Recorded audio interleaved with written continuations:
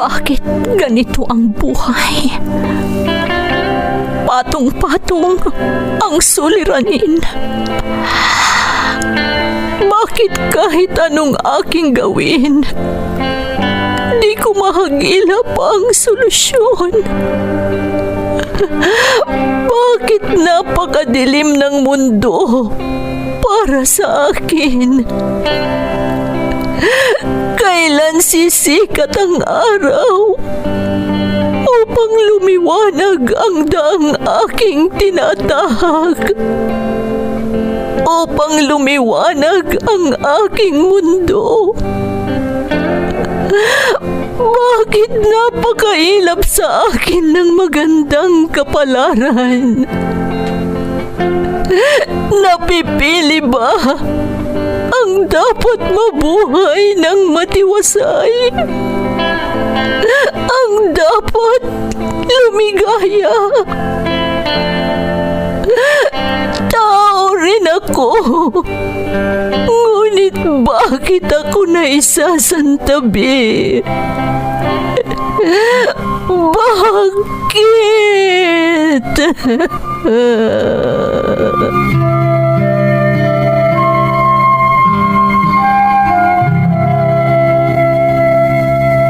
Puno ang mundo ng suliranin.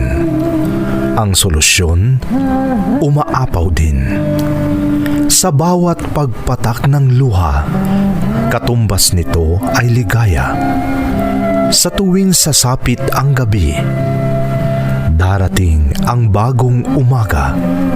At sa tuwing tayo ay nadarapa, sa ating pagtingala, may malalakas na bisig na handang humatak sa ating muling pagtindig. Bakas ng lumipas.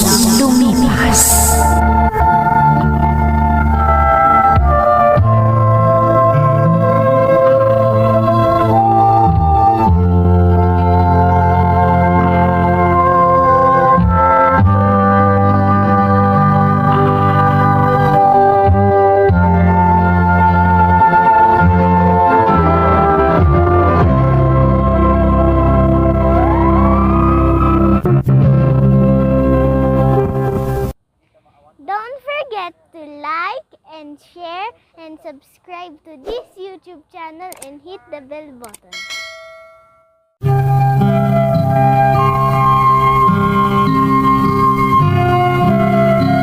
Magandang araw sa inyong lahat.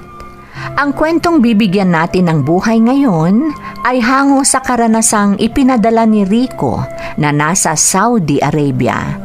Ganito ang isinasaad ng kanyang sulat. Dear Ate Emmy, itago mo na lang ako sa pangalang Rico. Nandito ako ngayon sa Saudi Arabia dahil mapalad akong nagtagal dito matapos ang maraming pagsubok na siyang gusto kong ibahagi ngayon sa mga nakikinig. Una sa lahat, nais kong batiin ang mga masugid na tagapakinig ng inyong programa. Noong nakita ko ang programang ito sa YouTube, tila nanumbalik ako sa pagkabata. Ang programang ito kasi ang pinapakinggan ng lolo ko noong bata pa ako at nakikinig din ako. Sa totoo lang ate, noong teenager ako, nagsulat na ako at narinig ko na sa radyo ang karanasan ko. At ngayong bumalik na ang dramang ito, may libangan na naman ako at gusto kong muling magbahagi ng aking karanasan sa pamamagitan ng programa ninyo.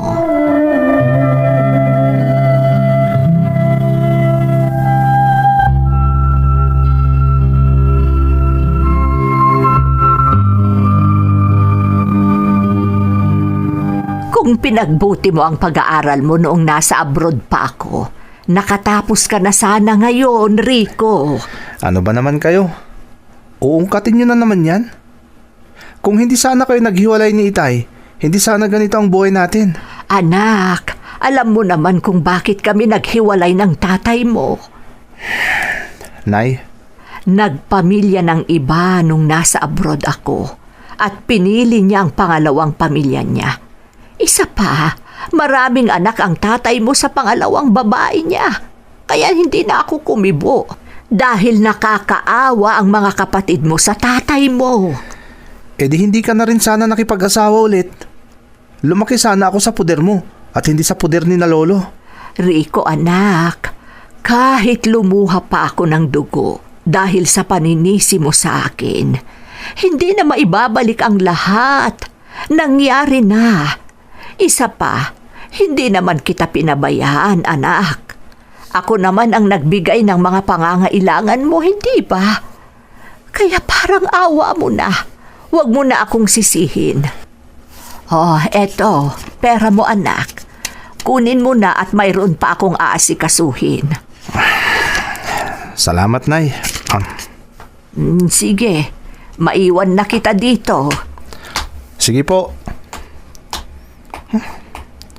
Nakakasawa na ang ganito. Ang mabuti pa, i-text ko na lang yung kapatid ko sa ama. Hihingi ako sa kanya ng textmate para mayroon akong libangan.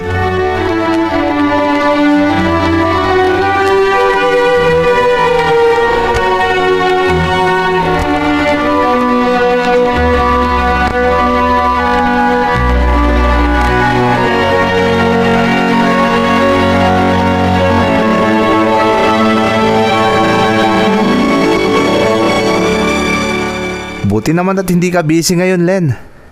At mabuti naman, sinagot mo ang tawag ko. Wala kasi akong ginagawa. Ikaw nga dyan eh. Dati-rati, pan-text lang ang load mo. Ngayon, may patawag-tawag ka pa. Gusto ko lang kasi ng kausap, Len. Alam mo naman ang sitwasyon ko. Imposibleng hindi pa nasabi sa'yo ng kapatid ko sa ama. Oo. Nasabi na niya sa akin. Mabuti nga at maayos ang relasyon nyo kahit magkapatid lang kayo sa ama. Wala namang mabuting idudulot kung magalit ako sa kanila. Kagaya nga ng sinabi ni inay, wala silang kasalanan sa nangyari. Kasi, maski si inay, may anak na ring iba. Ganun pala. Buti naman at hindi ka galit sa akin kahit alam mong pamangkin ako ng kinakasama ng tatay mo. Bakit naman ako magagalit sa'yo? Nagpapasalamat pa nga ako dahil naging magkaibigan tayo. At salamat din sa kapatid ko sa ama dahil ikaw ang binigay niyang textmate ko.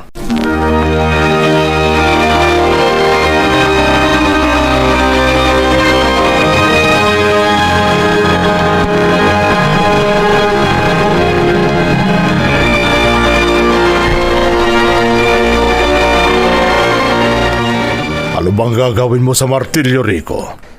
May gagawin kasi ako sa bahay, Itay. Kaya gusto kong humiram ng martilyo. Ang layo naman ng hihiraman mo. Napakalayo ng tinitirhan nyo dito ng lolo mo. Pat dito ka pa manghihiram? Wala naman kasi akong mahiraman sa mga kapitbahay, Tay. Wala akong tools. Wala akong may papahiram sa'yo. Pero may ginamit kayo noon, di ba? Hindi sa akin yon. Hiniram ko lang kay Bayaw. Sa ama ni Len? Oo. Ang mabuti pa, pumunta ka na lang sa bahay nila Len. Magkakilala naman kayo, di ba? Opo, Tay. Doon ka na lang humiram ng martilyo.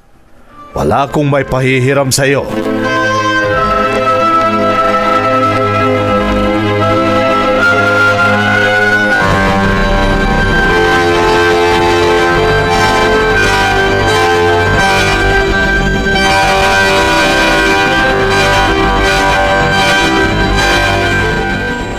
Oh, eto na yung martilyong hinihiram mo, Rico.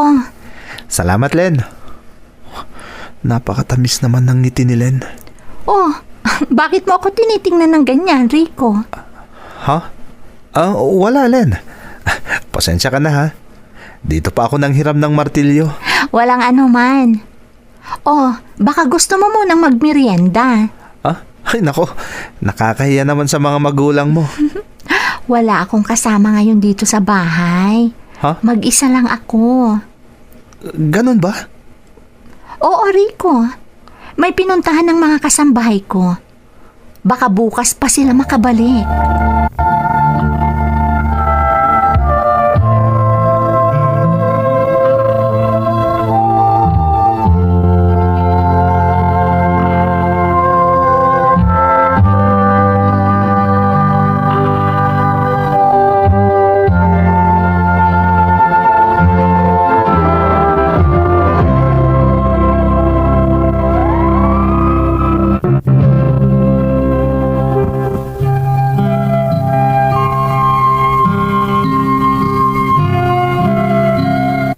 Inaamin ko, Ate Emmy, na sa pagkakataong yon, may nangyari sa amin ng textmate ko kahit hindi kami magkarelasyon at hindi ko siya mahal. Nabuntis si Len. Nalaman ng kinakasama ng tatay ko na nabuntis ko ang pamangkin niya at siya mismo ang nagsabi na panindigan ko daw ang nangyari sa amin ni Len. Dahil nahihiya ako sa aking ama, sinunod ko ang gusto ng aking madrasta. Kinausap ko ang nanay ko. Pero ang sabi niya, si tatay na daw ang gagastos para sa kasal namin. Dahil siya naman daw ang gumastos hanggang sa paglaki ko.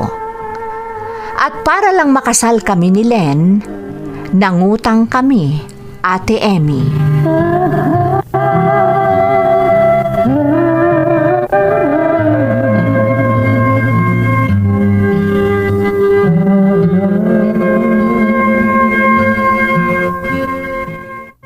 ₱10,000 ang nakuha nating pera sa kasal natin, Len. Kulang pang pambayad sa mga nagastos natin sa kasal. Ano ngayon? Alangan namang pabayaan mo ako. Buntis na ako. Ha? Isa pa? Bakit Len, ba? pwede ba? Huwag ka naman sanang ganyang magsalita. Kagustuhan naman nating dalawang nangyari, di ba? At maninisi ka pa? Nakakainis. Tama na nga. Huwag na nating pag-awayan pa yan. Kakakasal lang natin. At isa pa, baka maapektuhan ng ipinagbubuntis mo. Ikaw naman kasi. Kaya nga tama na eh. Ang mabuti pa, pang negosyo na lang natin itong pera. Baka sakaling lumago at may pambayad na tayo sa mga nautang natin.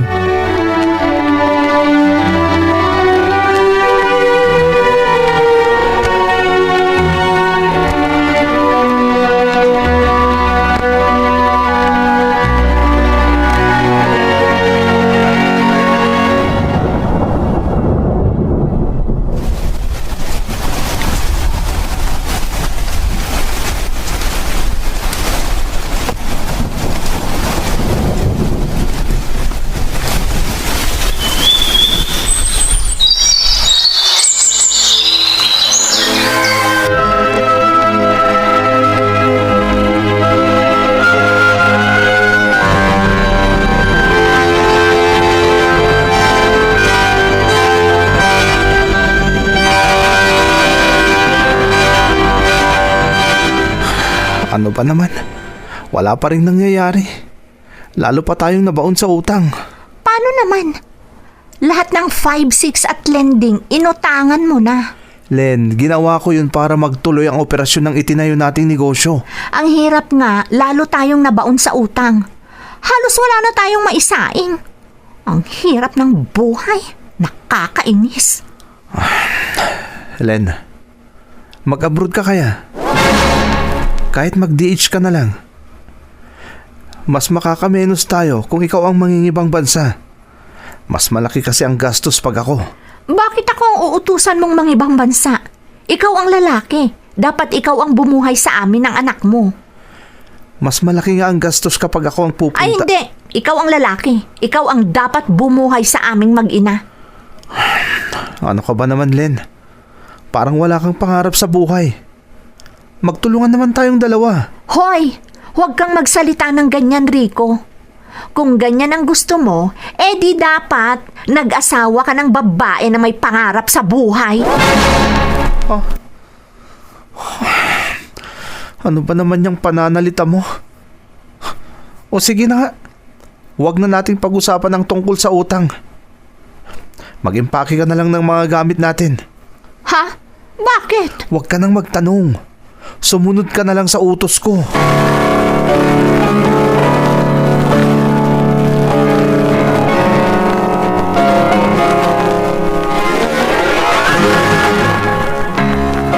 Ilang buwan na kayong nandito sa Nueva Ecija, Rico.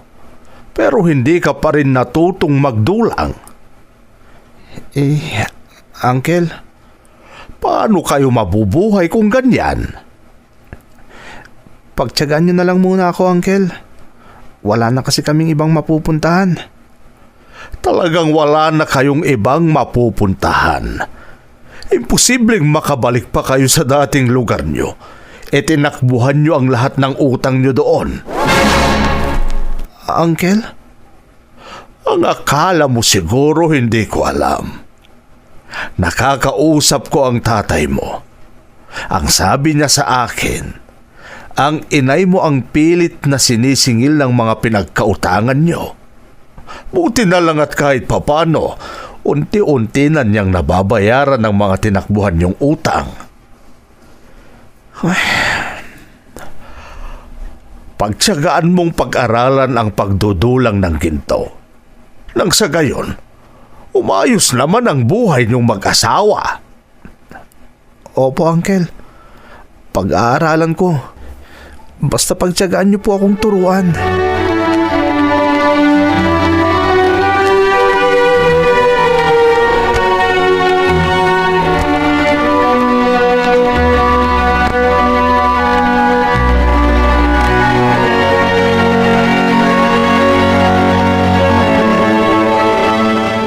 Len, bakit nag-iimpake ka ng gamit niyo ng anak natin?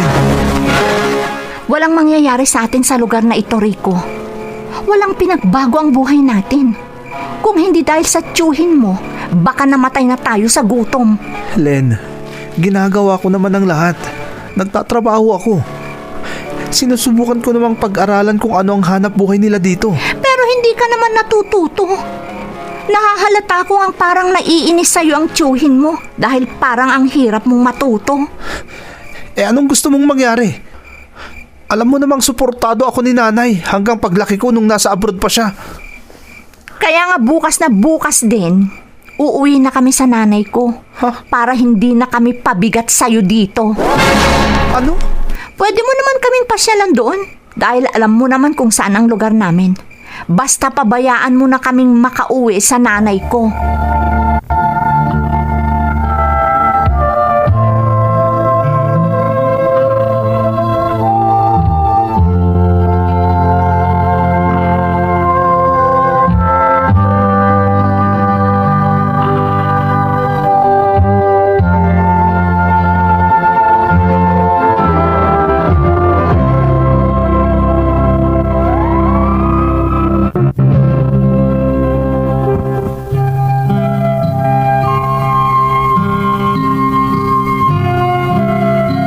Wala akong nagawa, Ate Emmy.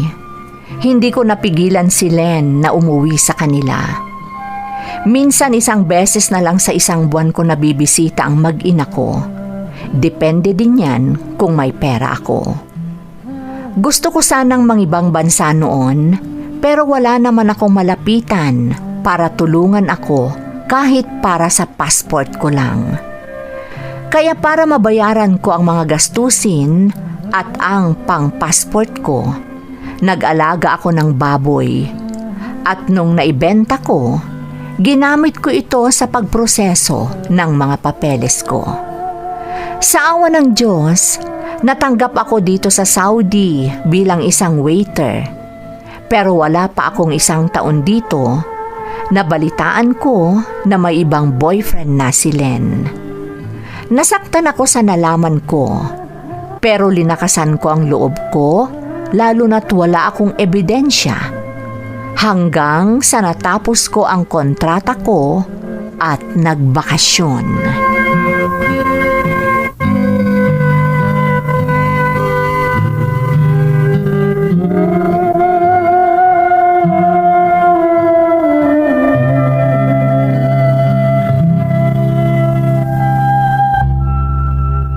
Oh, hindi ko inaasahan na nakauwi ka na pala, iho.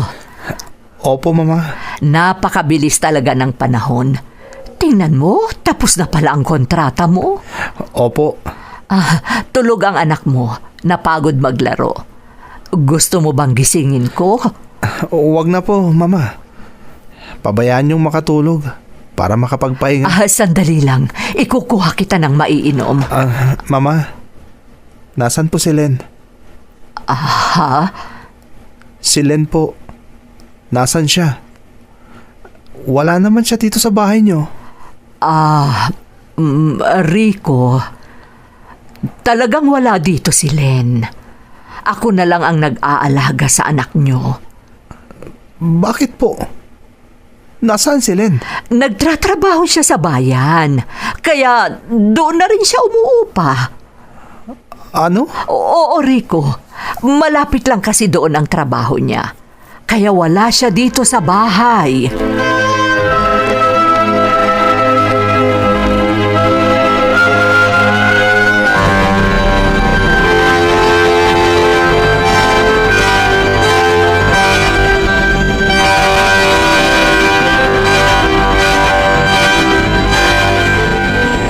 Huwag kang masasaktan, anak. Hindi totoo ang sinabi ng biyenan mo. Anong ibig niyong sabihin, Tay? May ibang kinakasamang lalaki si Len. Ano? Yan ang totoo, Rico. Kung ganon, totoo pa lang nabalitaan ko nung nasa Saudi pa ako. Oo, anak. Tama lahat ng nalaman mo. Totoong may kinakasama na siyang iba. Ang balita ko nga buntis na rin si Len. Tay, matutulungan niyo ba ako? Gusto ko sanang makuha ang contact number ni Len. Bakit pa? Gusto ko po siyang makausap. Gusto ko na rin kasing pabinyagan ng anak namin. At gusto ko siyang imbitahan. Rico, Parang awa niyo na, Tay. Naniniwala akong may komunikasyon ang kinakasama mo kay Len. Dahil pamangkin niya ito. Kaya tulungan niyo po ako.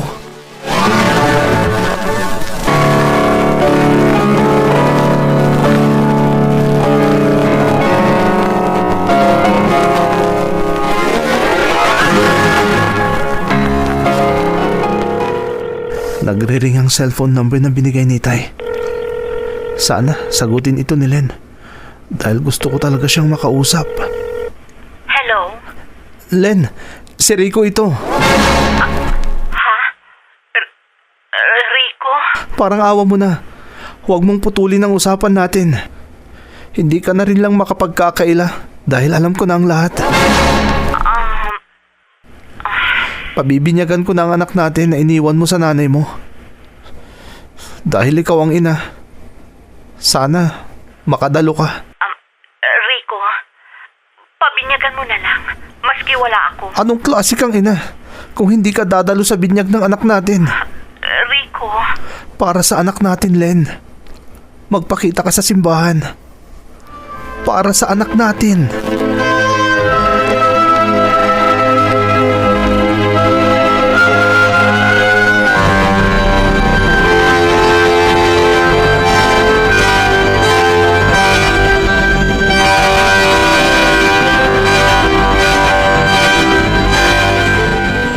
Sabi ni Len sa text niya, andito raw siya sa likuran ng simbahan dahil nahiya siyang magpakita sa mga kakilala namin. Nasaan na kaya siya?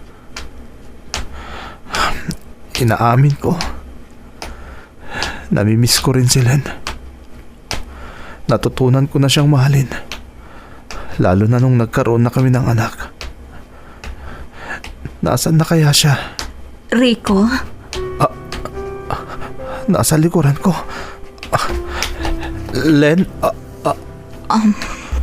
buntis ka? Ito ang dahilan kung bakit ayokong dumalo sa binyag ng anak natin. Pero kinonsensya mo naman ako. Hindi ko lubos maisip na kaya mo pala akong lukuhin. Nagsakripisyo ako sa ibang bansa para sa atin. Patawarin mo ako, Rico. Patawarin mo ako. Napakasakit ng ginawa mong ito, Len. Ang sakit-sakit.